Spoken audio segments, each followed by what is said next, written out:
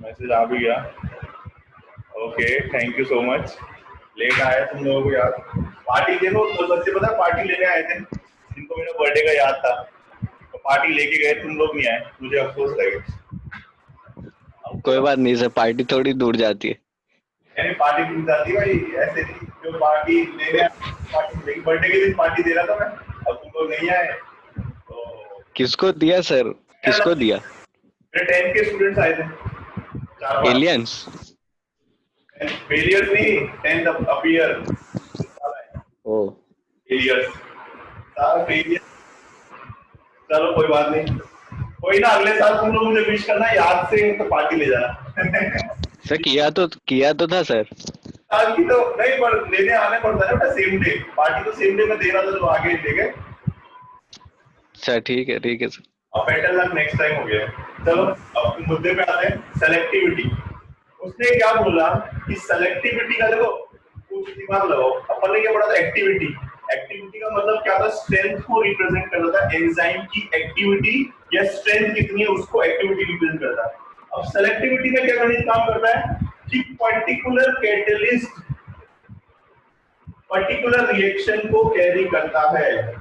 ऐसा नहीं कि कोई भी रिएक्शन के लिए कोई भी कैटलिस्ट कैरी कर सकता है। जैसे अब डाइजेशन के लिए अपने बॉडी में कुछ और एंजाइम है, ठीक है, तो डाइजेशन के लिए वो सपोज इन्वर्टेज या कोई सा भी एंजाइम, जनरल वे में बात कर ले, कोई भी एक एंजाइम है, तो वो एंजाइम सिर्फ डाइजेशन का ही काम करेगा, ये नहीं वो किसी प्रोसेस में काम करेगा।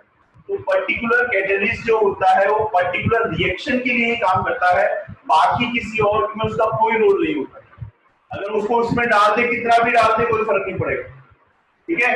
पर्टिकुलर, अब मैं केमिस्ट्री हूँ, केमिस्ट्री का टीचर हूँ, तो मैं सिर्फ केमिस्ट्री ही पढ़ा सकता हूँ, हालांकि मैं फिजिक्स भी पढ़ा सकता हूँ, लेकिन मैं ट्राई नहीं करता हूँ। लेकिन तुम समझो कि मेरी स्ट्रेंथ जो है वो केमिस्ट्री में आ गई, तो पर्टिकुलर कैटलिस्ट पर्टिकुलर रिएक्शन को कंप्लीट करता है, उसमें क्वांटिटी दूसरे और भी डाल दूं मैं, इसकी जगह कैटलिस्ट एक्स की जगह कैटलिस्ट वाई डाल के बोलूं कि रिएक्शन हो जाएगी, तो रिएक्शन नहीं होगी।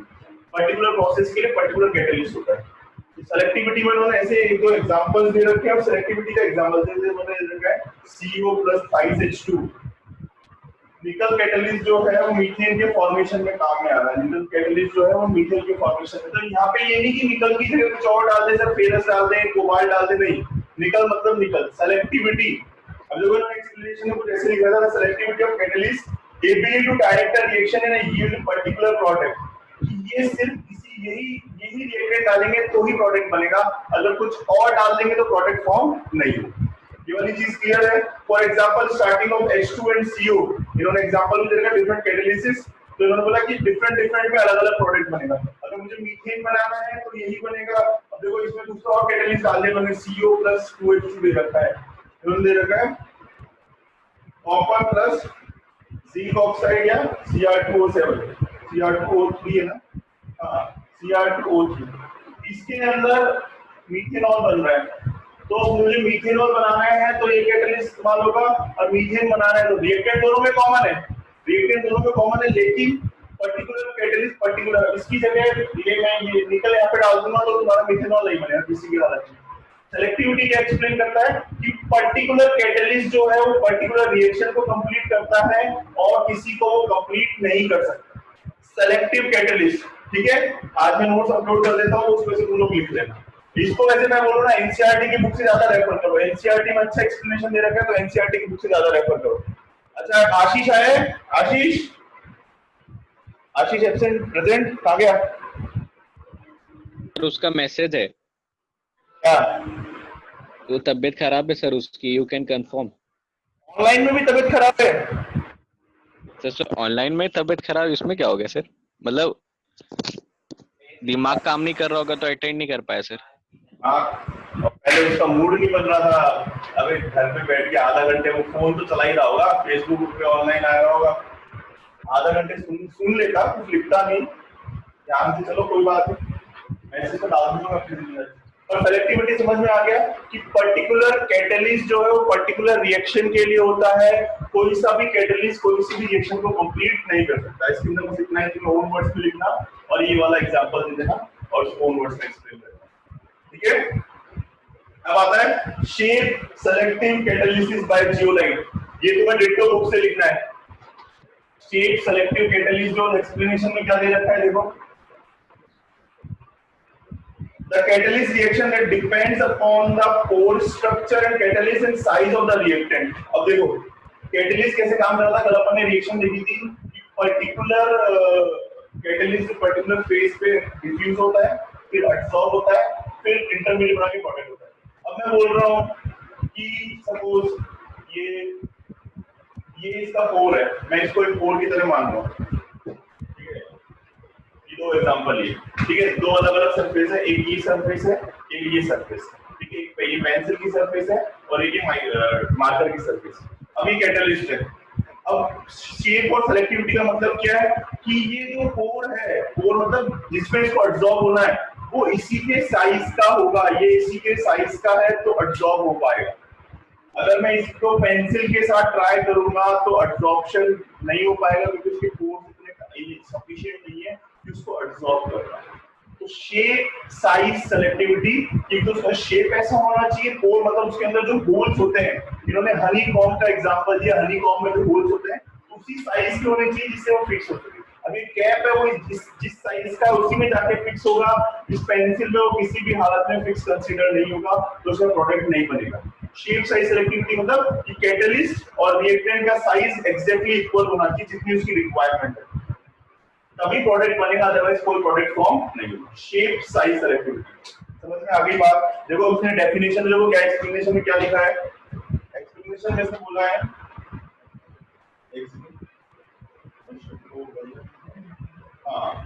इसने शेप साइज सेलेक्टिविटी में बोला है the catalyst reaction depends upon the pore structure of the catalyst and the size of the reaction, कि इसका जो कैटलिस्ट पोर स्ट्रक्चर है उसके रिएक्टेंट के साइज के बराबर होना चाहिए, अगर वो बराबर नहीं है तो वो एब्जॉर्ब नहीं होगा। Reactant and product molecule is called shape selective catalyst, particular shape के लिए पर्टिकुलर सेलेक्टिव कैटलिस्ट इस्तेमाल होता है और किसी का किसी के साथ प्रोसेस नहीं कर सकते। सबसे कॉमन एग्जांपल जो लेते हैं जियोलाइट, ये बहुत बार पूछा गया है, जियोलाइट एक जनरल एग्जांपल है। जियोलाइट का फॉर्मूला तुम लोग तुम्हारे इतना स्ट्रक्चर नहीं है, पर जियोलाइट में क्या होता है, ये जनरल फॉर्मूला होता है, एक स्ट्रक्चर होता है, इसके चारों ओर एल्यूमिनियम, ऑक्सीजन और सिलिकॉन इस तरीके से अरेंज होते हैं, और इसका जो होता है वो हनीकॉम्ब स्ट्रक्चर होता है, ऐसे जैसे वो मधुमक्खी का छत्ता तुमने देखा, हनीकॉम्ब जो देखा है उसमें उस तरीके से पोर्स होते हैं, बड़े बड़े पोर्स होते हैं, उसमें विजुअलाइजेशन अपन कर सकते हैं। इन्होंने जियोलाइट के रिस्पेक्ट में इसको एक्सप्लेन किया है शेप सेलेक्टिव कैटलिस्ट को। उन्होंने क्या बोला, zeolite are a good shape selective catalyst for their honeycomb like structure. पहला पॉइंट जो होगा कि जियोलाइट का एग्जांपल है हनीकॉम्ब की जैसे होता है, तो मैं मेंशन करना पड़ेगा हनीकॉम्ब लाइक स्ट्रक्चर, ठीक है, हनीकॉम्ब लाइक स्ट्रक्चर वाली बात ठीक है। दे आर माइक्रोपोरस, पोरस मतलब तुम्हें समझ में आएगा होल, जिस सरफेस को रफ सरफेस और पोर सरफेस को पोरस बोलेंगे। एल्यूमिनियम सिलिकेट, एल्यूमिनियम सिलिकेट का इस तरीके से स्ट्रक्चर होता है, इसमें 3D स्ट्रक्चर्स तुम लोगों को मैं शेयर कर दूंगा, बट इस तरीके से बहुत सारे आपस में कनेक्टेड होते हैं, सिलिकॉन, ऑक्सीजन, एल्यूमिनियम, ये 3D स्ट्रक्चर होता है, सब तरफ से ये पोर्स से बने हुए हैं, ठीक है। इस तरीके से जनरली तुम समझ लो इस तरीके से होगा, जैसे तुम्हारा वो था ना, ऐसा कुछ होगा लाइक दिस, जैसे तुम्हारा वो क्रिस्टलाइन सॉलिड था वैसा कुछ स्ट्रक्चर होता है, ठीक है। Replace by aluminium atom giving the, अब उन्होंने बोला with the 3 dimensional structure of silicate in which some silicon atom are replaced by the aluminium atom. ये पूरा स्ट्रक्चर जो होता है स्टार्टिंग में सिलिकॉन का होता है, उसको कुछ एटम क्या कर देते हैं, रिप्लेस कर देते हैं, ऐसा बॉन्डिंग होता है। Aluminium oxide silicon, aluminium oxide silicon, aluminium silicate बोलते हैं। Is the framework this reaction talking about zeolites depending upon the shape and selectivity, वो बताता है कि तभी हो पाएगा तब दोनों का साइज बराबर हो। और देखो प्रैक्टिकली एल्यूमिनियम और सिलिकॉन का साइज जो होता है पीरियोडिक टेबल में एकदम नेबरिंग एटम है, ऑलमोस्ट सेम कंसीडर कर सकते हैं अपन, मतलब माइनरली बड़ा होगा। अभी देखो ना ये जो कैप है, हाँ ये कैप है, ये दोनों का साइज ऑलमोस्ट सेम है, पर इसका थोड़ा छोटा है, इसका थोड़ा बड़ा, इसलिए फिक्स होता है। तो पर्टिकुलर शेप सेलेक्टिव कैटलिस्ट की तुम्हारा रिएक्टेंट है और उसका कैटलिस्ट है, उन दोनों का सेम ऑलमोस्ट साइज होता है। जियोलाइट का इसका एग्जांपल देना कि जियोलाइट में होता है वो हनीकॉम्ब स्ट्रक्चर होता है, इसलिए उसमें पोर्स में जाके वो फिक्स होता है और ये वाला बॉन्ड बनाता है बस तुम्हें। और इसका एग्जांपल देखो, इसमें तुम्हें एग्जांपल तुम्हें याद ही करना पड़ेगा। हाँ इसमें जो एग्जांपल दे रखा है वो ZSM5 का दे रखा है, ये क्वेश्चन आया हुआ है ZSM5, कि कौन सा अभी जो ये पेट्रोलियम इस्तेमाल हाँ पेट्रोलियम इंडस्ट्री में इस्तेमाल होता है, बस मुझे नाम याद होना चाहिए ZSM का, ठीक है। जो जियोलाइट एग्जांपल है, बेस्ट एग्जांपल एग्जाम में जियोलाइट का MCQ में क्वेश्चन पूछा गया है, स्टेट बोर्ड से एक बार स्टेट बोर्ड में पूछा गया शायद, तो ZSM 5 का ऑप्शन था, उन्होंने 2-3 ऑप्शन दे रखे थे, उसमें से एक समझ में आ गया। शेप साइज सेलेक्टिविटी की पोर्स का साइज और उसका साइज दोनों का सेम होना चाहिए, इसलिए वो शेप सेलेक्टिव कैटेलिस्ट है, ठीक है। उम्मीद करता हूँ समझ में आ गया होगा। इसे रब कर रहा हूँ, इसके नोट्स आज में सारे नोट्स में रह गए हैं, इसमें से देख के तुम लोग लिख लो। बेटा देखो अभी पढ़ते जाओ। मंडे तुम्हारा मैंने वेडनेसडे टेस्ट बोला है, वेडनेसडे को टेस्ट होगा 4 to 5। टाइमिंग सही है सबको? कोई प्रॉब्लम है टाइमिंग को लेकर तो अभी बोल देना मुझे आज ही। 4 to 5 मैं पेपर ग्रुप पे अपलोड करूंगा, मुझे 1 घंटे में आंसर की चाहिए, और 5 बजे बाद जिसकी आंसर की आई अपना नाम लिख के और सबमिट कर देना। 5 बजे जिसकी आई उसको कंसीडर नहीं किया जाए, और उससे फिर मैं बात करूंगा। और देखो कॉपी करने का ऑप्शन तुम्हारे पास बुक बाजू में रखी रहेगी, तुम कॉपी करके लिखोगे तो मार्क्स का कोई मतलब नहीं है, तुम बोर्ड में किसी भी तरीके से स्कोर नहीं कर पाओगे, मैं पहले ही क्लियर कर, ठीक है। तो तुम्हारा सैटरडे परसों 4 to 5 केमिकल काइनेटिक्स और सॉलिड स्टेट 2 चैप्टर का टेस्ट है। अब किसको प्रॉब्लम है? सर एक ही चैप्टर का लो ना सर। अरे यार 3 दिन पहले बोला है, कोई डाउट है तो मैं सॉल्व कर दूंगा ना कल, मुझे डाउट भेज दो जिसको प्रॉब्लम आ रही है। बेटा इतने दिन हो गए, अभी मैंने टेस्ट के लिए कब बोला था तुझे? शुक्रवार को बोला, फ्राइडे बोला, इतना तो बेटा अभी करना पड़ेगा। अभी नेक्स्ट वापस 2 चैप्टर कर लिया, हर वेडनेसडे को टेस्ट है अभी केमिस्ट्री का बोर्ड पैटर्न पे, सुन लेना। नेक्स्ट चैप्टर होंगे केमिकल का कौन सा था, सरफेस केमिस्ट्री, और एक कौन सा हो जाएगा, एक और हुआ ना अपना सॉलिड स्टेट, इन 2 चैप्टर का टेस्ट होगा। आइदर थियरी में डिसाइड करके तुम्हें कल बता दूंगा कि मैं थियरी पेपर आज बना लेता हूँ, लेकिन मुझे अच्छी से प्रिपेयर कर बेटा, अच्छी से देना, ऑनेस्टी से देना, कोई प्रॉब्लम नहीं है, जितने आएंगे। और 2 दिन टाइम दिया तुम लोगों, मैंने 4-5 दिन दे दिए, इतना बहुत है। एग्जाम बोर्ड में बेटा सारे चैप्टर एक साथ आएंगे, उसकी भी तैयारी करनी है तुमको। कोई भी प्रॉब्लम हो मुझे बोल सकता है, मैसेज कर देना, टाइमिंग यही रहेगी, और सबको टाइमिंग मैंने कॉमनली बता दी है। सर मैं बाद में दे दूंगा वाले मत बोलना मुझे, एग्जाम का मतलब नहीं है। और देखो तुम अपनी ईमानदारी से दो, और तुम्हें चीटिंग करनी है तो तुम्हारे पास ऑप्शन है, तुम्हारी इच्छा है, I am not responsible. Boards में और दोनों में मैं बोल रहा हूँ, बोर्ड्स में एनसीईआरटी में स्टेट बोर्ड में दोनों में 4-4 नंबर का न्यूमेरिकल सॉल्यूशन से आता है, और 4 नंबर का न्यूमेरिकल सॉलिड इससे आता है, केमिकल काइनेटिक्स से। स्टेट बोर्ड और सेंट्रल बोर्ड दोनों की बात कर रहा हूँ, दोनों में 6 नंबर का चैप्टर है दोनों जगह, और 4 नंबर का न्यूमेरिकल फिक्स है। तो उस पैटर्न से तैयारी करना कि न्यूमेरिकल सेक्शन आएगा अच्छे से। टेक्स्ट बुक बेस भी आ सकता है, थोड़ा कॉन्सेप्ट में वैल्यूज बदल सकता हूं मैं, लेकिन न्यूमेरिकल सेक्शन आएगा, ये कंफर्म है। मैं डायरेक्ट आंसर या मेथड जो भी होगा तो मैं कल क्लियर कर दूंगा। किसको क्या दिक्कत है? सर मुझे आज पता चला है कि टेस्ट होने वाला है।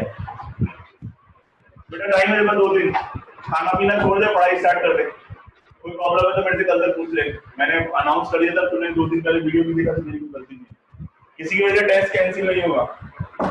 4 दिन पहले, और अगले वेडनेसडे का भी बता दिया मैंने, केमिकल सॉलिड स्टेट और एक और चैप्टर कौन सा है, सरफेस जी का कंप्लीट हो जाएगा 10 दिन, ठीक है ना? एक दिन टाइम और बढ़ा दो सर। टाइम बढ़ा दिया, बस बहुत है, जितना है उतना कर देना। कोई सर थर्सडे कर दो, थर्सडे बोल दिया था नहीं तूने, अब वो मेरे हेडेक नहीं है, टेस्ट के लिए मैंने बोल दिया। और एक बार मैं सर थर्सडे क्या होगी, दुख नहीं सुना जाएगा, एक स्ट्रॉन्ग रीजन होता तो मैं सुनता। सर ये तो आपने बोला था कि हमारा टेस्ट उतना कर ले, तू एक चैप्टर अच्छे से कर लेना बस, बाकी बाद में मैं तुझे एक पेपर और दे दूंगा बस। हाँ सर। और फिर ये ऑप्शन है, हाँ एंजाइम कैटालिसिस। अच्छा एंजाइम कैटालिसिस क्या होता है? देखो एंजाइम कैटालिसिस क्या होते हैं, नॉन लिविंग थिंग्स में अपने डाला निकल, नॉन लिविंग थिंग्स में डाला निकल। एंजाइम कैटालिसिस कहाँ पे होते हैं? बायोलॉजिकल थिंग्स में। ह्यूमंस अपनी बॉडी में इन्वर्टेज एंजाइम है, जाइमेज एंजाइम है। ह्यूमंस में कैटालिस्ट होता है, प्लांट्स और एनिमल्स जिनमें जीवन है उनमें एंजाइम कैटालिस्ट, बस पूरा प्रोसीजर वही है। लेकिन बस ये बायोलॉजिकल थिंग्स में जब भी बात करें तो उसे एंजाइम बोलते हैं, कैटालिस्ट ना बोलते हैं। एंजाइम कैटालिस्ट का मतलब वहां पे कोई और इनका स्ट्रक्चर से इन्होंने एग्जांपल दे रखा है। एक पहले एग्जांपल बताता हूं, C12H22 O11 plus H2 invertase enzyme. Invertase enzyme C6 glucose और फ्रुक्टोज बनता है केन शुगर को ब्रेक करने पर C6H12O6 C6H12O6 और ये ग्लूकोज का स्ट्रक्चर है। दोनों का फॉर्मूला बेटा सेम होता है। स्ट्रक्चर तुम लोग के बायोमोलिक्यूल चैप्टर में आएंगे, वहां मैं डिटेल में बताऊंगा। एक में एल्डिहाइड होता है, एक में कीटोन होता है। इस वजह से दोनों का फॉर्मूला सेम है। स्ट्रक्चर इन लोगों की डिटेल में तुम्हारे इसी साथ आएंगे तो तुम्हें वहां पे एक्सप्लेन कर दूंगा। एक में एल्डिहाइड स्ट्रक्चर बनता है और एक में कीटोन बनता है, इस वजह से इनका फॉर्मूला सेम।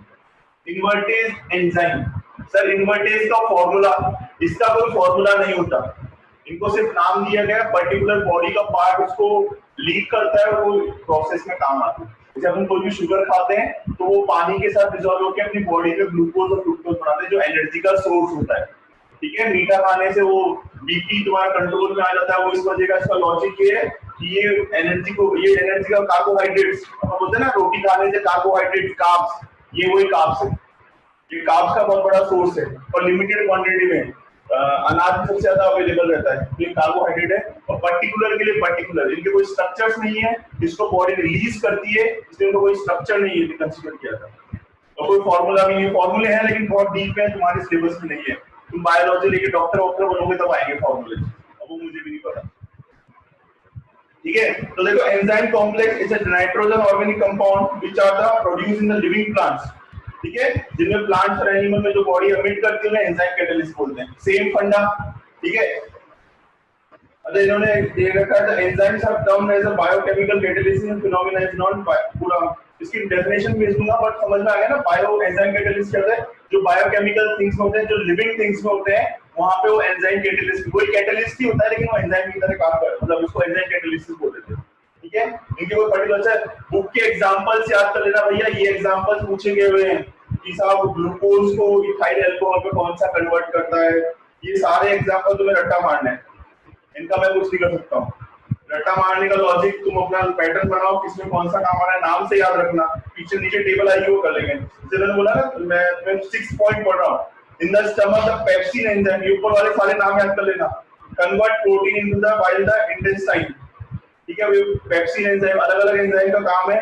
ये 1 मार्क क्वेश्चन में आ सकता है, जब पेपर टफ आएगा तो ये वाले, क्योंकि ये वाले बच्चे टॉपिक नहीं पढ़ते, मैं तुम्हें बता दूं। Table number 5.2, table number 5.2 important है। जैसे उन्होंने बोला एंजाइम में एक इन्वर्टेज का एग्जांपल दे रखा है कि इन्वर्टेज एंजाइम कहाँ पे होता है, बॉडी में यीस्ट, इसे इसका सोर्स होता है, तो यीस्ट होता है भैया। अभी बायोलॉजी में यीस्ट क्या होता है इतना आइडिया नहीं है, लेकिन इसका बॉडी का सोर्स जो है जहां से रिड्यूस हो रहा है उस सोर्स को यीस्ट बोलते हैं। ठीक है, और ये क्या काम करता है, सुक्रोज को ग्लूकोज और फ्रुक्टोज में कन्वर्ट करता है। एग्जाम में ये वाला क्वेश्चन है, जाइमेज एंजाइम का क्या काम है। जाइमेज एंजाइम ग्लूकोज को इथाइलिन ग्लाइकॉल में कन्वर्ट करता है। ये इसका सोर्स, क्या इसका सोर्स यीस्ट है। माल्टेज का क्या काम है, माल्टेज ग्लूकोज में, जो इनके स्ट्रक्चर सब क्या है, ग्लूकोज, फ्रुक्टोज, सुक्रोज। अभी सिर्फ नाम और फॉर्मूला याद कर लो, स्ट्रक्चर्स को बायोमोलिक्यूल चैप्टर तुम लोग के डिटेल में बायो वाले बच्चों को पता होगा, मोस्टली बायो के ही है, लेकिन ये पूरे स्ट्रक्चर तुम लोग फिर से आएंगे, वहां पे डिटेल में बताऊंगा स्ट्रक्चर कैसे लिखते हैं। और ये टेबल इंपॉर्टेंट है, इसको याद कर लेना। ये वाली चीज क्लियर है, एंजाइम वाली, एंजाइम कैटलिस्ट क्या होते हैं, बस मैं टेबल जब सबसे ज्यादा क्वेश्चन ये नहीं पूछेंगे साहब एंजाइम कैटलिस्ट क्या होता है, ये नहीं पूछेंगे। क्वेश्चन क्या आएगा जनरली, इसकी टेबल पूछ सकते हैं या एग्जांपल पूछ सकते हैं। अब इसके कैरेक्टरिस्टिक्स इंपॉर्टेंट है, कैरेक्टरिस्टिक्स पे स्टार बना लो। बहुत ही सिंपल कैरेक्टरिस्टिक्स है। देखो मैं पहले जनरली बेसिक जो 2-3 कैरेक्टरिस्टिक्स एक्सप्लेन कर देता हूं, फिर बुक को एक बार रीड भी कर लेंगे। कैरेक्टरिस्टिक्स सबको बुक से लिखने हैं, एकदम बराबर दे रखे हैं और कैरेक्टरिस्टिक इजी भी है। अब देखो अगर मैं एंजाइम कैटलिस्ट की बात करता हूं तो अपनी बॉडी का टेम्परेचर जनरली 25 या मैं बोलूं 298 से लेके 310 केल्विन कंसीडर होता है। तो एक पॉइंट इसमें क्या बोलता है कि टेम्परेचर जो रहता है वो इसी रेंज का होना चाहिए। अगर तुम्हारा बॉडी का टेम्परेचर इससे ज्यादा होगा तो वो एंजाइम अपने आप बढ़ जाएगा। भाई अपना बॉडी का अपन कितनी 60 डिग्री सेल्सियस बेर कर सकते हैं इंसान, अगर तुझे 100 डिग्री सेल्सियस में बाहर धूप में खड़ा रहते तो 1 घंटे मर जाए, आधा घंटे मर जाए, क्योंकि 100 डिग्री बहुत ज्यादा होता है, अपनी बॉडी कैपेसिटी नहीं है। वैसे ही एंजाइम जो रहता है लिविंग प्लांट्स में टेम्परेचर मिनिमम से मैक्सिमम इतना जाता है जनरली, कोई एक्सेप्शन केस की बात अलग है, लेकिन जनरली रेंज जो रहती है इसलिए तो वो इसी टेम्परेचर पे एग्जिस्ट करता है और उसी टेम्परेचर पे एग्जिस्ट नहीं करता। पहला पॉइंट। अभी बुक को भी रीड कर लेंगे, लेकिन जनरल में पहले समझा देता हूँ। पहला पॉइंट। दूसरा पॉइंट क्या बोलता है कि बॉडी का पीएच रेंज जो होता है, पीएच क्या होता है, तुम जो बोलते हो पावर ऑफ हाइड्रोजन, हमारे बच्चों को जो बचपन से इजी लगता है ना याद करना, ठीक है, इसका पीएच इसका फॉर्मूला होता है negative log of H plus concentration. यानी कि पर्टिकुलर शरीर के अंदर, पर्टिकुलर मतलब बॉडी के अंदर हाइड्रोजन आयन की कंसेंट्रेशन को पीएच रिप्रेजेंट करता है। तो जनरली अपनी बॉडी का पीएच रेंज है, ह्यूमन बीइंग्स और प्लांट्स का जनरल रेंज होता है वो 5 to 7 होता है, ठीक है। तो उसी एंजाइम उसी पीएच रेंज पे एग्जिस्ट करेगा, उससे ज्यादा पे ऑटोमेटिकली मर जाएगा, वेस्ट। अगर बॉडी से किसी भी तरीके से बाहर निकल गया तो waste, dead, at the time dead हो जाएगा, क्योंकि उतना टेम्परेचर वो बेयर नहीं कर सकता। थर्ड पॉइंट, पर्टिकुलर, वो अपन बोले ना सेलेक्टिव कैटलिस्ट, कि पर्टिकुलर के लिए पर्टिकुलर होगा। जैसे अपन ने वो देखा कि कौन सा था, इन्वर्टेज एंजाइम सिर्फ सुक्रोज पे काम करेगा। इन्वर्टेज एंजाइम जो है वो सिर्फ सुक्रोज पे काम करेगा और किसी पे काम नहीं करेगा। तो पर्टिकुलर के लिए पर्टिकुलर होगा और किसी के साथ नहीं होगा, सेलेक्टिविटी, ठीक है।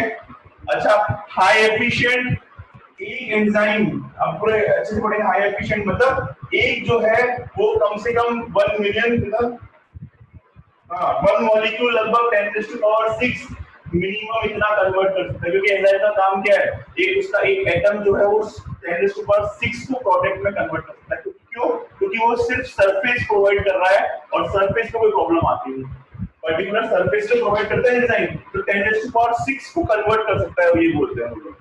ये वाली चीज क्लियर है, 10⁻⁶ को कन्वर्ट कर सकता है, ठीक है। एक एंजाइम 10⁻⁶ अराउंड, ये ज्यादा भी हो सकता है, कम भी हो सकता है, लेकिन इतना एवरेज रेंज कंसीडर हुआ है। पीएच रेंज हो गया। Specific in nature, specific in nature वाली बात समझना नहीं, पर्टिकुलर वो करता है। अच्छा, अब देखो पहला पॉइंट मोस्टली हाई, मैं बुक्स के हिसाब से पढ़ रहा हूँ। फर्स्ट पॉइंट जो दे रखा है उन्होंने मोस्टली हाई एफिशिएंट, ये एक मॉलिक्यूल मिलियन ऑफ मॉलिक्यूल्स को करता है मोस्टली हाई एफिशिएंट में। दूसरा पॉइंट हाईली स्पेसिफिक नेचर, कि इसको इसमें कन्वर्ट करने के लिए सुक्रोज के लिए सिर्फ इन्वर्टेज ही चाहिए, स्पेसिफिक के लिए स्पेसिफिक, ठीक है, इसको ओन वर्ड्स में लिखोगे तो भी चलेगा।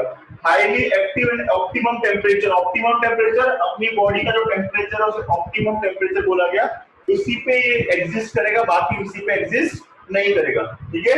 इनको पढ़ लेना, कोई प्रॉब्लम नहीं है, इजी लैंग्वेज है।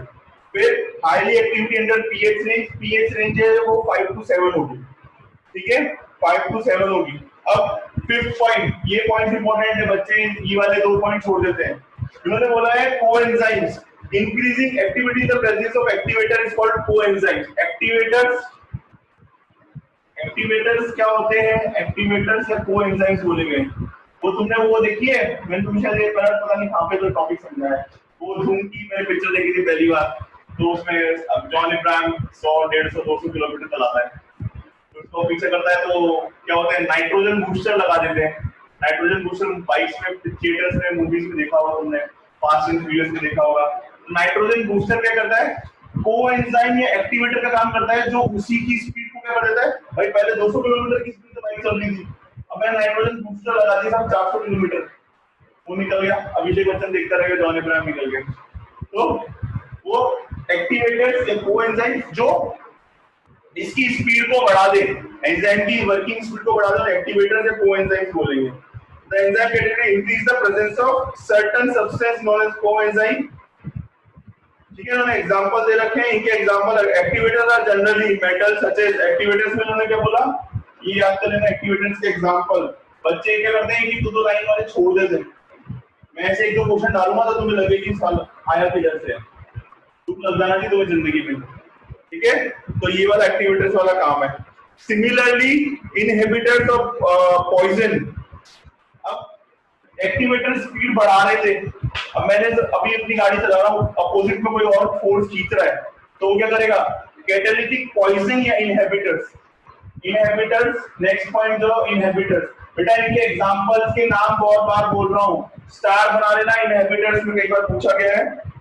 Inhibitors like the ordinary catalyst enzyme are also inhibited and poisoned, कि उसकी स्पीड को क्या कर देता है, स्लो कर देता है। आपका पहले 1 मिनट में 10⁻⁶ मिलियन कन्वर्ट करा था, अब मैंने कोई इनहिबिटर डाल दिया जो उसकी स्पीड को फास्ट करेगा, या तुम्हारे पढ़ाई करने की, जैसे तुम्हारा भाई छोटा बैठा रहेगा बाजू में तो परेशान करेगा, अरे भैया अरे भैया अरे भैया अरे भैया जान खा जाएगा, तो वो तुम्हारी स्पीड को क्या कर रहा है, इनहेबिट कर रहा है या स्लो कर रहा है, तो वो इनहेबिटर या पॉइजन का काम करेगा।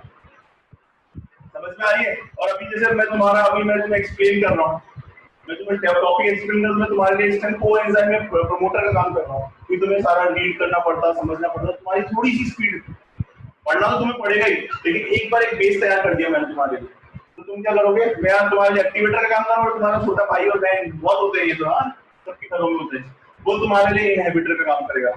ठीक है, इसका एग्जांपल देखो, इसका एग्जांपल दे रखा है बुक में, वो स्टार बना के याद कर लेना, क्योंकि ये पूछा गया है 2-3 बार एग्जाम्स में आ गया।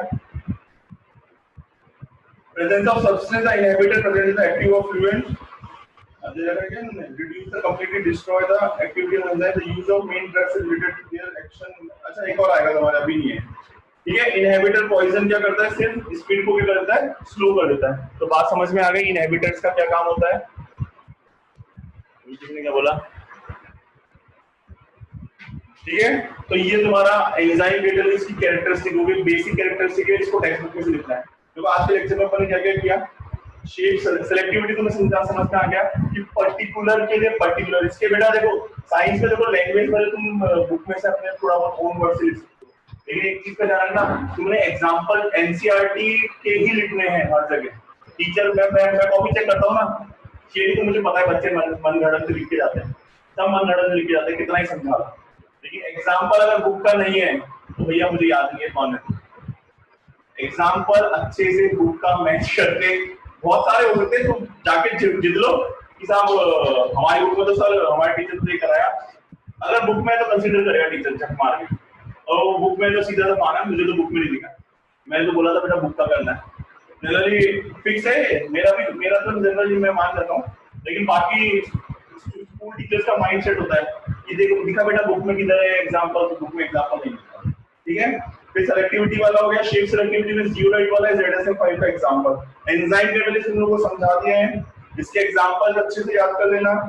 और ये टेबल भाई 5.2, जिस दिन मेरा मूड बनेगा ना पेपर टफ बनाऊंगा, देखना मैं आज तमाल को तो क्लियरली बोल ही रहा हूँ, एक दो ये इसलिए बोल सकता हूँ, जिस दिन मेरा मूड बनेगा उस दिन पेपर 5.2 टेबल में से एक आएगा ही आएगा, क्योंकि बच्चे अपने समझदार ज्यादा है ना। देखो कौन कौन आया आज का, आज कौन एब्सेंट है, ठीक है काफी हद तक सब आए हैं।